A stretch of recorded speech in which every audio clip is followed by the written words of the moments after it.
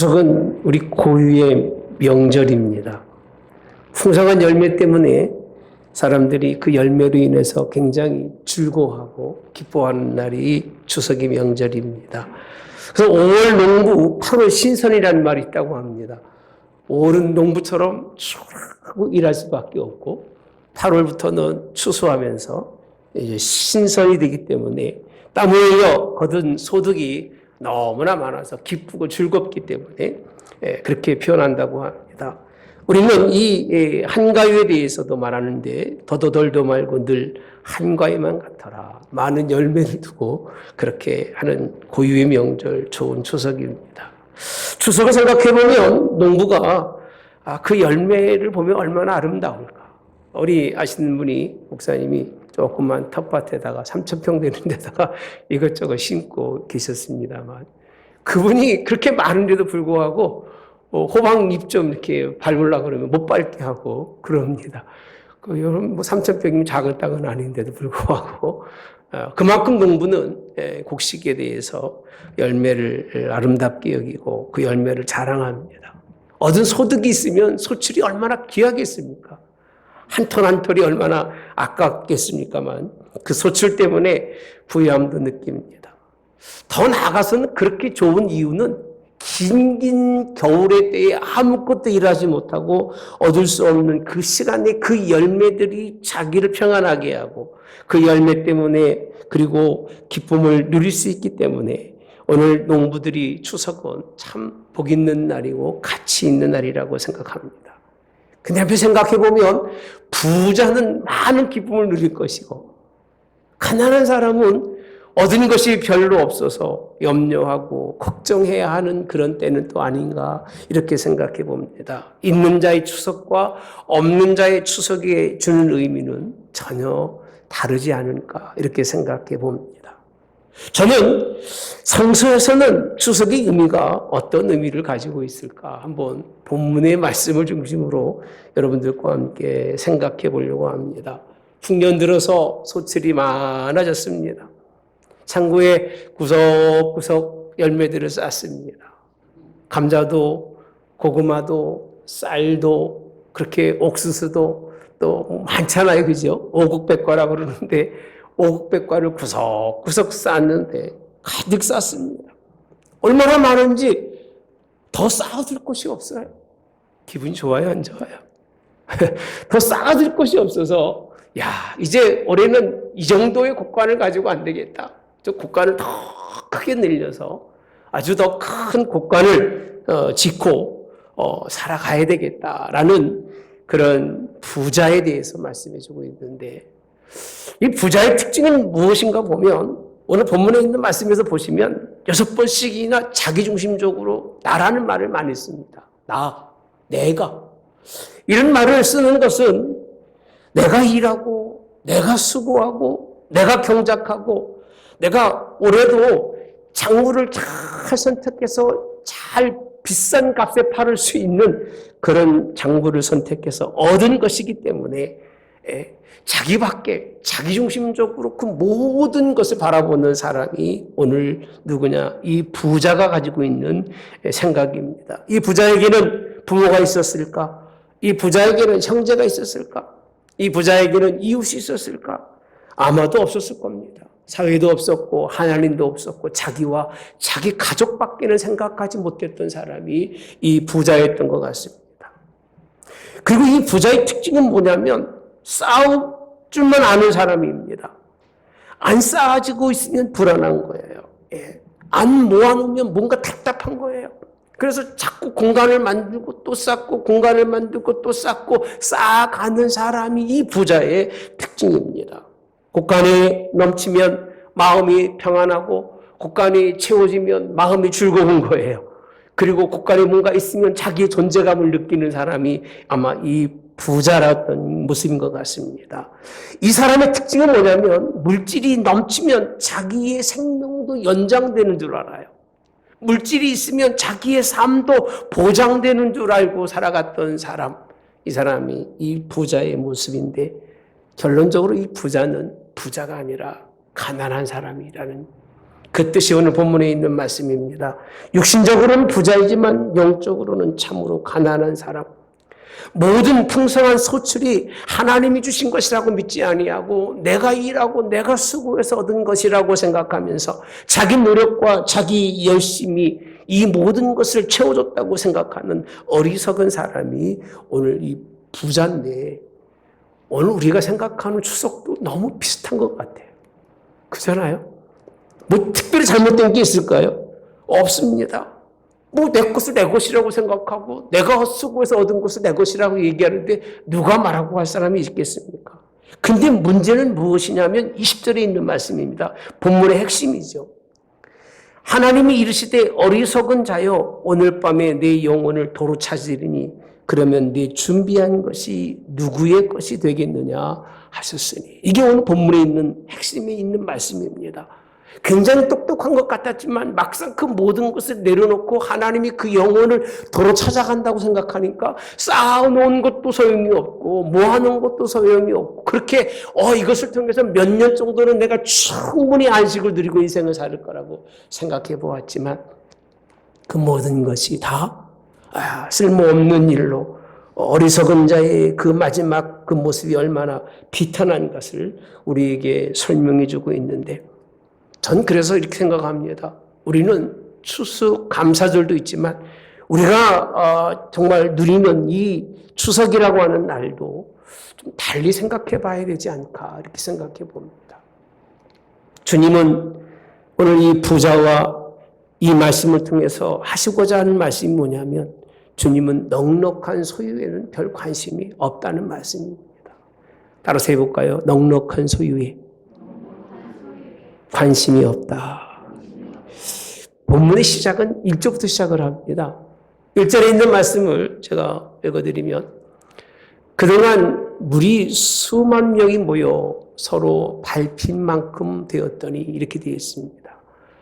예수께서 먼저 제자들에게 말씀하여 이르시되 바리새인들의 누룩 곧 외식을 주의하라 시작하는데, 수만 명이 모여 있는 그런 상황 속에서의 오늘 말씀은 연장에 있습니다. 밟힌 만큼 많은 사람들이 모여서 있는 그곳에서 13절에 보니까 무리 중 한 사람이 이르되 선생님 내 형을 명하여 유산을 나와 나누게 하소서라고 이렇게 시작을 합니다. 그가 와서 그 요청이 뭐냐면, 자기 형은 자기가 줘야 될 유산조차도 다 혼자 독차지한 사람이라는 겁니다. 내게 나누어줘야 할 유산을 다 독차지했기 때문에 내가 너무 힘들고 어려워서 분노가 나서 못 견뎠으니까, 그래서 주님 찾아와서 주님 앞에 부탁하는 것이니까 좀 명해서 유산을 좀 딱 다는 아니더라도 내게 줄 유산을 내게 주고 형에 줄 유산을 그렇게 줄 수 있게 해달라고 주님 앞에 와서 말합니다. 정당한 일이라고 생각을 합니다. 그잖아요? 얼마나 정당한 일입니까? 형의 아우의 것을 떼어먹고 그렇게 형의 아우의 삶을 난도질한 그런 삶의 모습에 있어서 충분히 그런 말 할 수 있음에도 불구하고 예수님이 그 말씀을 들으신 후에 예수님은 전혀 그 말씀에 관심이 없습니다.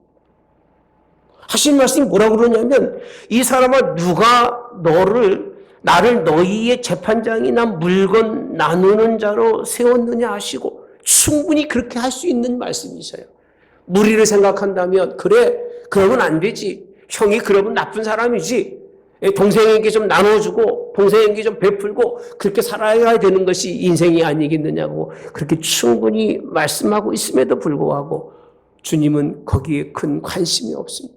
관심을 두고 있지 않다는 얘기는 예수님께서는 넉넉한 소유, 남의 것을 취하고 남의 것을 빼앗는 소유에는 주님이 별 관심이 없다는 말씀인데, 이 말씀을 이해하기 위해서는요, 3절에서부터 12절에 있는 말씀을 제가 지금 말씀 안 드리고 이따 말씀드리겠습니다. 그 모든 말씀을 들었음에도 불구하고 무리 중에 한 사람이 예수님 앞에 그 던진 말은 주님의 말씀에 전혀 귀를 기울이지 않았기 때문에 그렇게 했다는 겁니다. 오늘날도 믿음의 사람들이 얼마나 많이 하나님 말씀에 관심이 없으니까 여전히 주님 앞에 찾아와서 하는 말이 뭐냐면 그런 말씀인 거예요. 주여 부자로 살아야 되고 복 있게 살아야 되고 많은 소출이 거둬야 되고 소출이 거둬서 또 부수고 새로운 창고를 지어야 되고 그런 인생의 삶을 살기 원하는 사람들이 그 말씀을 들으러 왔다가 주님이 하신 말씀은 다 그저 한 귀로 듣고 흘러버리고 주님 앞에 주님의 뜻도 아닌 엉뚱한 물음을 물어본 겁니다. 소유에 관한 물음을 물어봅니다. 여러분, 오늘 우리 이런 모습이 없기를 주님의 원합니다. 오늘 주님 앞에 왔지만 우리 명절 추석입니다. 나의 그런 부유, 나의 채워짐, 나의 풍족한 좋은 열매들로 여러분 채워주려고 왔다면 주님을 잘못 알고 오신 거라고 하는 사실입니다. 주님은 여러분들이 무엇을 소구하고 있느냐에 별 관심이 없다고 하는 사실을 먼저 여러분 깨닫기를 주님의 이름으로 원합니다. 사랑하는 성도 여러분들, 주님은 유산 분배가 예수님에게 문제가 아닙니다. 그들에게 무엇을 나누어주고 그들에게 무엇을 베풀고 그것이 주님이 원하시는 문제가 아니라고 하는 사실. 오늘 16절에 있는 말씀, 한 부자의 비유가 시작이 되는데 그 비유의 말씀을 한번 살펴보시면 15절에 있는 말씀입니다. 그들에게 이르되 삼가 모든 탐심을 물리치라. 사람의 생명이 그 소유에 넉넉함에 있지 아니하니라 하시고, 사람의 생명은 어디에 있지 않아요? 소유에 넉넉함에 있지 않다고 15절에 말씀합니다. 중심의 관심은 사람의 생명에게 있는 거지 사람이 무엇을 소유하고 있느냐에 있지 않다고 하는 사실을 누구에게 설명하느냐 하면 그 무리 중에서 한 사람, 수만 명이 모였는데 그 중에 한 사람이 자기 소유권에 관해서 말씀하고 있지만 주님은 거기에 대해서 관심이 없고 오직 사람의 생명은 소유의 넉넉함에 있지 않다고 말씀해 주고 계시는데, 그리고 하신 말씀이 무슨 말씀이냐면 16절, 15절 말씀 계속 켜놓으셨네요. 자, 15절로 가보실래요? 삼가 모든 뭘 물리쳐라? 탐심을 물리치라고 말씀합니다. 여러분, 탐심이라고 하는 것이 본문에서 보면 그냥 넉넉히 살려고 하는 거예요. 어떻게 보면 인간의 기본적인 욕구 아니겠어요? 편히 살려는 거예요. 고생 안 하고 인생을 살려는 거예요. 누구나 다 이런 욕구를 가지고 인생을 살아가는데 그 탐심을 가지고 있으면 그 얘기입니다. 그 생명 그 자체가 온전하지 않다는 거예요. 욕심이 잉태한 즉 죄를 낳고 죄가 장성한 즉 뭘 낳는다고요? 사망을 낳기 때문에 결국 탐심을 가지고 인생을 살아가면 그 영혼조차도 죽음에 이를 수밖에 없다고 하는 사실을 경고해 주고 있는 말씀이 오늘 본문에 있는 말씀입니다. 소유에 대한 사람의 생각은 늘 자기는 부족하다고 생각하고 살아가요. 남에 비해서. 그래서 아직도 더 필요하다는 거예요. 아직도 더 채워야 된다는 거예요. 저 사람에 비해서 아직도 나는 더 있어야 된다고 생각하는 그 욕구예요. 욕구가 뭐냐면 탐심인데 그 탐심을 성경에서는 소유의 넉넉함은 그곳에 생명이 있다고 주님은 말씀하고 있지 않다는 사실입니다. 오늘 비유 속에서 16절과 18절에 있는 말씀입니다. 그들에게 말하 이르되 한 부자가 그 밭의 소출이 풍성함에 심중에 생각하여 이르기되 내가 곡식 쌓아둘 곳이 없으니 어찌할꼬 하고 또 이르되 내가 이렇게 하리라. 내 곡간을 헐고 더 크게 짓고 내 모든 곡식과 물건을 거기에 쌓아두리라. 주님은 형의 유산을 취한 사람이 얼마나 큰 부자인 걸 설명해 주고 있는 거예요. 네가 큰 부자인 내 형의 것을 달라고 하는 것은 그건 너는 탐심이 아니라고 생각하고 주님 앞에 요구하고 있지만 주님은 그 요구조차를 인정하지 않으세요. 너도 똑같이 욕심을 가지고 내 형의 것을 요구하면 너도 역시 뭘 가지고 있는 사람이에요? 탐심을 가지고 있는 사람에 지나지 않는다는 겁니다.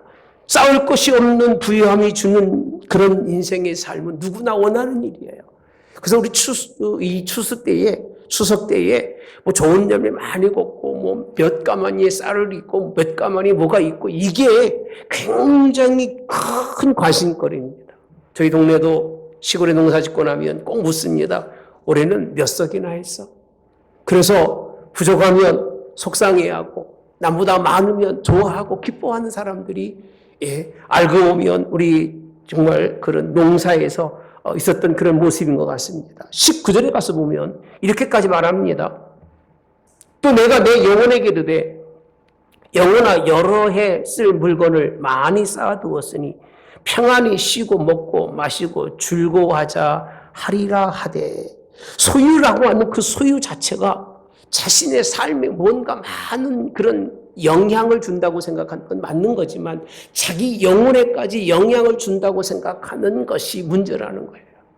여러분, 많이 쌓아놓는다고 오래 사는 것이 아니고 부자라고 오래 사는 것이 아니라는 걸 믿으시기를 바랍니다. 여러분, 이렇게 많은 사람들이 인생을 살아갑니다. 하나님이 주신 복의 완성이라고 생각합니다. 얼마나 많이 주셨는지 이렇게 보면 평안해 보이고 저렇게 보면 안전해 보이고, 야, 저 사람은 평생 먹고 살 것이 있으니 얼마나 인생이 즐겁고 평안할까. 나도 저런 인생을 살아보았으면 좋겠다고 생각하면서 그 사람에게 손가락질하고 욕하는 사람들이 얼마나 많은지 몰라요. 많은 사람들이 그렇게 가지고 있으면 부르주아라고 얘기하고, 자기가 그렇게 살으면 나는 내 욕구 충족으로 해서 인생을 산다고 말하는 사람들이 많다는 것입니다. 여러분, 주님이 반전이 무엇인가? 20절에 아까 보신 말씀입니다. 어리석은 자라는 거예요. 네가 가지고 있는 소유의 넉넉함이라고 하는 것이 너의 인생을 연장시켜주거나 너의 인생을 붙들어주는 것이 아니라고 하는 사실을 주님은 말씀하고 앞에서도 말씀하고 있음에도 불구하고 이 사람은, 한 사람은 자기 영에게 뺏긴 그 소유를 어떻게 하든 법적으로라도 예수님께서 물어서 찾아서 자기도 인생 평안히 살겠다고 그런 주님 앞에 묻는 누름에 대해서 하신 말씀입니다. 네가 얼마나 어리석은 사람인 줄 아느냐.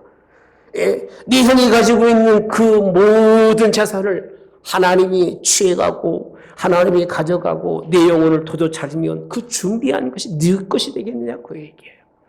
그 준비한 것은 그저 자기와는 상관없이 누구 것이 됩니까? 남의 것이 된다고 하는 사실입니다. 사랑하는 성도 여러분들, 우리는 한번 생각해 봐야 됩니다. 하나님이 나의 영혼을 부를 일이 없다면 욕구 충만하게 살다가 가도 괜찮습니다. 놀다 가고 먹고 마시다 가고 열심히 인생 살다가도 상관없지만, 하나님이 여러분의 인생을 언제 부를지 모르지만 그 부르는 날이 된다면 여러분들이 남은 인생을 위해서 준비해 놓은 것이 무슨 가치가 있겠느냐. 그것이 누구에게 유익이 되고 그것이 누구에게 그것을 통해서 선한 것을 얻을 수 있겠느냐고 주님은 물어보십니다. 사랑하는 성도 여러분들, 오늘 우리 하나님께 승리할 수 있는 여러분 되시되 참된 소유는 참된 생명을 얻게 하는 것인 걸 믿으시기를 주님의 원합니다. 내가 가지고 있는 소유를 통해서 참 생명을 얻는 것이 참 소유고, 내가 가지고 있는 것을 통해서 나의 욕구를, 자기 존재감을 채울 수 있다면 그것은 진짜가 아니라 가짜입니다. 나를 여러분 죽게 만들기 때문에 그렇습니다. 앞에서 말씀드린 것처럼 수많은 사람 앞에서 4절과 5절에 왜 주님이 이 사람에게 이렇게 책망하고 있는지를 설명해 주고 있는데, 4절이 이렇게 말씀합니다. 내가 내 친구 너희에게 말하노니 몸을 죽이고 그 후에 능히 더 못하는 자들을 두려워하지 말라. 5절의 시작. 마땅히 두려워할 자를 내가 너희에게 보이리니 곧 죽은 후에 또한 지옥에 던져넣는 권세 있는 그를 두려워하라. 내가 참으로 너희에게 이르노니 그를 두려워하라. 이미 앞에서 주님이 이 모든 말씀을 전하신 거예요. 예수님이 그들에게 주시는 가치관은 무슨 가치관이냐면 소유의 가치관이 아니라 너희가 소유하고 있는 그 소유보다 더 큰 분이 계시는데 그분이 누구셔요? 하나님이라는 거예요. 그 하나님을 바라보라는 겁니다. 그를 두려워하고 그만 의지하라는 겁니다. 그러면서 6절부터 9절에 보니까 참새 5마리가 두 아사리온에 팔리는 것이 아니냐. 그런 하나님 앞에서는 그 하나도 잃어버리시는 바 되지 아니하는도다. 너희에게는 심지어 머리털까지도 다 세신 바 되었나니 뭐하지 말아라? 두려워하지 말라. 너희는 많은 참새보다 더 귀하니라. 내가 또한 너희에게 말하노니 누구든지 사람 앞에서 나를 시인하면 인자도 하나님의 사자들 앞에서 그를 시인할 것이요 9절에 사람 앞에서 나를 부인하는 자는 하나님의 사자들 앞에서 뭘 당하리라? 부인을 당하리라. 참새의 삶을 비유로 설명해 주시면서 너희가 얼마나 귀한 사람이냐라고 설명해 주고 계신 거예요. 너희가 살고 죽는 것이 얼마나 중요한 일이냐는 거예요. 너희의 삶을 붙들고 계신 분이 하나님이라고 예수님 앞에서 그렇게 설명해 주신 거예요. 얼마나 그들의 귀에 정말 잊어버리지 않을 만큼의 그렇게 설명해 주시면서 하나님을 두려워하라. 내 몸을 죽이는 자를 두려워하지 말고 내 몸이 어떻게 사는 거에 대해서 걱정하지 말고 하나님의 뜻대로 살 것을 말씀해 주고 계신 것이 본문입니다. 22절에서 가서 보시면 이어지는 말씀입니다. 이어서 설명합니다. 또 제자들에게 이르실 때 그러므로 내가 너희에게로니 너희 목숨을 위하여서 무엇을 먹을까? 몸을 위하여 무엇을 입을까? 염려하지 마라. 목숨이 음식보다 중하고 몸이 의복보다 중하니라. 아멘. 아멘. 24절에 있는 말씀. 까마귀를 생각하라. 심지도 아니하고 거두지도 아니하며 골방도 없고 창고도 없으되 하나님이 기르시나니 너희는 새보다 얼마나 더 귀하냐. 앞에 있는 말씀을 예수님께서 너희 생명을 붙들고 계신 분 하나님이라고 설명해 주고 있는데도 불구하고 이 부자는 생명에 관한 관심이 없고 소유에 관한 물질에 관한 관심이 있는 거예요. 얼마나 많은 열매로 얼마나 많이 쌓아두고 얼마나 부유하게 인생을 살아가느냐. 그것은 자기 인생에 기름지고 자기 인생에 뭔가 유익하다고 생각했는데 주님은 하신 말씀이 다시 그 비유에 하신 말씀입니다. 야, 까마귀는 뭐도 없어요. 까마귀는 뭐도 없어요. 심지도 거두지도 않고 그 다음에 골방도 없고 창고도 없대요. 누가 기르셔요? 하나님이 기를 주신다는 거예요. 하나님께서 우리에게 하시는 말씀은 너희의 소유라고 하는 것은 단지 그냥 한순간에 그가 너희를 위해서 먹이고 입히시는 그 과정일 뿐이고 참 너희의 생명은 누구에게 있다는 거예요? 하나님께 있다는 거예요. 그럼에도 불구하고 오늘날 많은 사람들은 결실의 계절, 무슨 열매의 계절, 그래서 얼마나 많은 부를 가지고 있느냐가 인생의 삶의 척도로 생각하면서 연말이 되면 내가 얼마나 많은 돈을 남겨서 얼마나 내일을 위해서 쌓아두고 있느냐라고 생각하고 있지만 주님이 보시기에는 그 모든 것은 그렇게 인생에 필요한 것이라고 말씀하고 있지 않습니다. 30절과 31절에 보니까 이 모든 것은 세상 백성들이 구하는 것이라. 따라서 합시다. 이 모든 것은 세상 백성들이 구하는 것이라. 너희 아버지께서는 이런 것이 너희에게 있어야 할 것을 아시느니라. 너만 너희는 그의 나라를 구하라. 그리하면 이런 것들을 너희에게 더하시리라. 할렐루야. 제가 한 장의 말씀을 가지고 쭉 달려왔습니다. 쭉 달려오면서 주님이 이날 우리가 맞이하고 있는 좋은 열매, 풍성한 가을, 뭔가를 거두어드리는 그런 계절이라고 우리가 좋아하고 기뻐하지만 주님은 그날을 그렇게 여러분들에게 좋은 날이라고 말씀하고 있지 않습니다. 실상 집집마다 가보면 여러분 안 그렇겠습니다만 많은 집들이 똑같습니다. 명절날 찾아가서 재산을 가지고 싸워야 안 싸워요. 싸우면서 들어갈 때는 뭐 그냥 괴짝으로 갖고 가다가 나올 때 보면 막 깨지고 부서지고 동네가 난리가 아닙니다. 옛날부터 그랬습니다. 그렇게 싸워요. 누가 더 많이 소유를 가지고 인생을 살아가느냐 그것 때문에 향과 아우도 없습니다. 부모 자식 간에도 다툼과 많은 어려움들이 일어나는 이런 명절이 과연 정말 좋은 열매가 우리에게 얼마나 유익이 되느냐라고 묻습니다. 여러분 소유가 생명이 아니고 하나님이 우리의 생명을 주장하고 있는 걸 믿으시기 바랍니다. 그가 우리를 먹이시고 입히시고 우리는 비록 쌓아둔 것이 없어도 하나님 우리의 삶을 책임져 주시는 것을 믿고 승리하는 여러분 되시기를 주님의 이름으로 원합니다. 32절에 있는 말씀을 보시면 여러분이 깜짝 놀랄 겁니다. 적은 무리여 무서워 말라. 여러분 이 말씀을 들으면서 앞에서는 정말 수많은 무리였는데 한 무리 중에 한 사람이 이 비유를 통해서 예수님이 뭐 먹지도 걱정하지 말고 다 하나님이 먹이시고 입히신다고 그러니까 아멘, 할렐루야. 그렇게 됐을까요? 아니, 다 떠났어요. 다 떠나고 남은 사람이 얼마나 남았어요? 적은 무리가 남은 거예요. 그들이 마음속에 무슨 마음을 가지고 있을까? 정말 하나님, 내가 아무런 소유가 없어도 살 수 있을까요? 정말 내가 쌓아둔 것이 없고 내일이 없는데 살 수 있을까요? 그런 염려와 걱정을 할까 안 할까요? 이건 두려운 게 아니라 그 인생이 무서운 거예요. 인생이 무서운 거예요. 인생의 삶에 남은 일들이 무서운 거예요.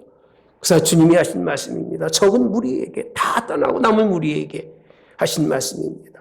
무서워 말라. 너희 아버지께서 그 나라를 너희에게 주시기를 기뻐하느니라. 할렐루야. 그저 내 몸에 먹고 사는 것이 문제가 아니라 나의 영원히 사는 것에 우리의 마음과 뜻을 두시기를 주님이 원합니다. 그리고 주신 33절의 말씀이 원래 하나님의 뜻입니다. 33절이 없어요? 예. 없나 봐요? 예, 제가 읽어드리겠습니다. 너희 소유를 팔아 구제하여 낡아지지 아니하는 배낭을 만들라. 뭘 만들라고요? 무슨 배낭이에요? 낡아지지 않는 배낭을 무엇으로요? 소유를 팔아서. 이게 주님이 하신 말씀이 의도예요. 그 소유 때문에 싸우고 소유 때문에 문제가 되고 소유 때문에 영혼까지 죽는 그것이 하나의 탐심이라는 작은 욕구로 생각했는데 결국은 죽음에 이르게 되었기 때문에 이제는 너희 소유를 좀 팔아서 낡아지지 않는 뭘 만들으라는 거예요? 배낭을 만들으라는 거예요. 곧 하늘에 둔바 다음이 없는 보물이니라고 되어 있습니다. 거긴 도둑도 가까이 하는 일이 없고 좀도 먹는 일이 있다 없다? 없다고 말씀해 주고 있습니다. 적은 무리로 한정되어서 겨우 남은 나그네 인생을 살아가는 사람들에게 필요한 것이 뭐냐? 그냥 배낭 하나만 있으면 되는 거예요. 그 배낭도 내가 가지고 있는 소유를 팔아서 만든 배낭이라는 거예요. 여러분, 이런 내가 있기를 주님이 원합니다. 우리는 소유를 팔아서 남을 베풀고 구제하는 이런 것에 그 일들을 잘 쌓아둬야 돼요. 그 배낭에 쌓아두고 가서 하나님 앞에 섰을 때는 그것 때문에 우리가 하나님 앞에 칭찬받고 그것 때문에 우리가 하나님 앞에 인정받는 거지. 목사님, 제가 이곳에 있을 때 얼마나 잘 살고 얼마나 대단하고 얼마나 유명한 사람인지 하나님은 별 관심 없다니까요. 유명한들 무슨 의미가 있고 잘 산들 무슨 의미가 있고 부유한들 무슨 의미가 있어요. 재물이 썩고 원성하고 여러분들이 가진 소유가 그 속에서 아무 일도 하지 못한다면 결국 하나님 앞에 가서 그것이 원성을 그것이 하나님께 호소함으로 말미암아 하나님의 법정에 설 수밖에 없지만 가지고 있는 소유가 많지 않아도 나눌 수 있기를 주님의 이름으로 원합니다. 풍성한 소유가 아니라도 많은 열매가 없더라도 나눌 수 있는 여러분, 그것으로 작은 배낭을 채워서 주님의 기쁨이 될 수 있기를 주님의 이름으로 원합니다. 21절에 있는 말씀입니다. 자기를 위하여 재물을 쌓아두고 하나님에 대하여 부여하지 못한 자가 이와 같으니라. 여기서 하나님에 대해서 부여라는 것은 하나님께 얼마를 드렸느냐라는 개념이 아니에요. 얼마나 너희가 가진 소유를 가지고 얼마나 가난하고 얼마나 약하고 풍성한 열매가 없는 사람을 위해서 너희가 나누어주고 베풀었냐고 묻는 물음입니다. 그런 애가 있기를 주님의 원합니다. 철저한 많은 사람들이 이기주의적으로 인생을 살고 철저하게 자기중심적 쾌락을 추구하며 살아가는 사람들, 하나님이 그 영혼을 호출하면 갈 곳은 뻔할 수밖에 없습니다. 제가 늘 하는 말씀입니다. 세상에 놀고 세상의 모든 사람들이 가는 그 길로 가지 마십시오. 그 길이 생명의 길 같지만 많은 사람들이 가는 길은 생명의 길이 아닙니다. 하나님이 원하시는 길 가시기를 주님의 이름으로 원합니다. 한편으로는 이해가 됩니다. 어떤 사람들이 투자해가지고 몇 배였죠? 제 기억도 안 납니다만은 870만 원을 투자하고 100억을 3년 동안 벌어가는 사람들 보면 충분히 나 같아도 그럴 수 있다고 생각을 합니다. 나도. 여러분 안 그럴 것 같습니까? 남 손가락질 하지 마십시오. 우리도 그런 기회가 되면 기회가 없어서 안 하는 것뿐이지 아마 다 하고 남을 분들일 거예요. 그러나 그런 시각을 가지고 주님 앞에 서지 마시고 욕하지도 마시고 판단하지도 정죄하지도 마시고 우리가 마땅히 할 일은 뭐냐? 하나님의 뜻대로 내게 주신 소유를 감사로 하나님께 섬기기를 주님의 이름으로 원합니다. 주라 그리하면 너에게 주실 것이요 곧 주되 후에 주되 누르고 흔들어 넘치도록 하여 너희에게 안겨주리라. 누가복음 6장에 있는 말씀입니다. 이미 6장에서도 주님이 그런 말씀들을 쭉 설명하면서 우리가 마땅히 가지고 갈 것은 낡아지지 않는 뭐라고 그랬어요? 배낭입니다. 구제를 통해서 여러분의 소유를 팔아서 그것을 만들고 하나님 앞에 설 수 있기를 바랍니다. 그것은 하나님 앞에 섰을 때 인정받고 쓰임받고 하나님이 복 주시는 그런 은혜로 승리하는 그 길이 되어질 걸 믿으시기를 주님의 이름으로 원합니다. 어떻게 맞는 말씀인지 모르겠습니다. 추석이라고 좋은 열매를 자랑하지 마시고 이제 그런 것들이 여러분들의 중심이 돼서는 안 됩니다. 얼마나 많이 거두어서 얼마나 많이 곡식을 쌓아두고 인생을 살아가느냐, 통장에 얼마나 많이 잘 있어서 그 부유하느냐, 그것이 중요한 게 아니라 팔아서 가난한 자들에게 함께 나누면서 갈 수 있는, 우리 삶의 주변에는 정말 어려운 사람이 없고 힘든 사람이 없이 하나님 은혜 가운데 모두 승리하는 은혜가 있기를 주님의 이름으로 원합니다. 주님, 오늘 또 나눔의 아름다움을 잊고 인생을 살았습니다. 우리가 사람을 만나고 땅의 모든 것을 취하는 것이 복인 줄 알고 그것이 하나님의 축복인 줄 알고 그것이 하나님의 선물인 줄 알고 그저 그냥 나 혼자 다른 사람들이 보란 듯이 이만큼 있다고 드러내고 자랑하는 것이 하나님께 영광된 줄 알았습니다. 하나님 회개합니다. 하나님께서 아무것도 가져온 것도 없고 가져갈 것도 없는 저희들. 그 불었을 때에 하나님 앞에 섰을 때에 하나님이 요구하시는 것이 무엇인지를 밝히 알았습니다.